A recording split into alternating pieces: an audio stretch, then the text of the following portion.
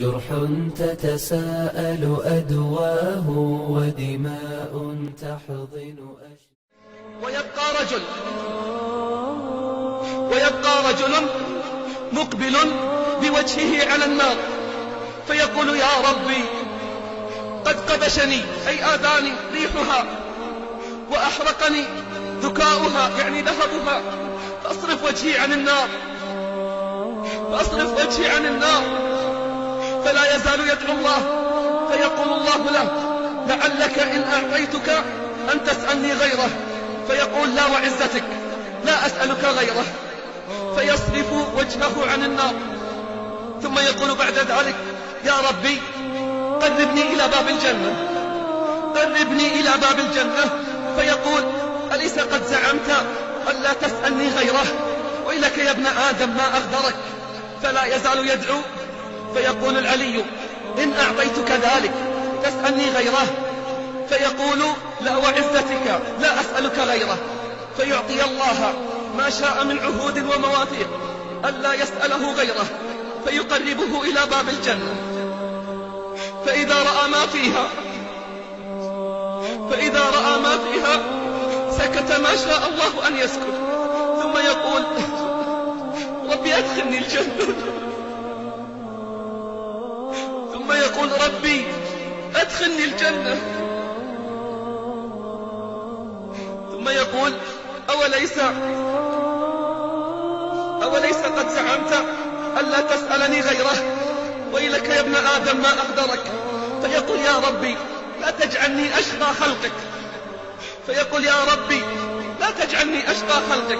فلا يزال يدعو حتى يضحك الله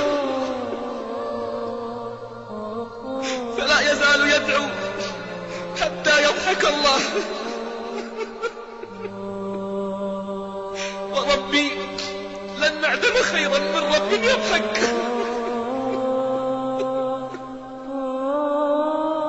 فإذا ضحك منه أذن له بالدخول فيها فإذا دخل فيها قيل تمنى من كذا فيتمنى ثم يقال له تمنى من كذا فيتمنى حتى تنقطع به الأماني فيقول الله له هذا لك ومثله معه. قال أبو هريرة وذلك الرجل آخر أهل الجنة دخولا فاستعدوا عباد الله للقاء ربكم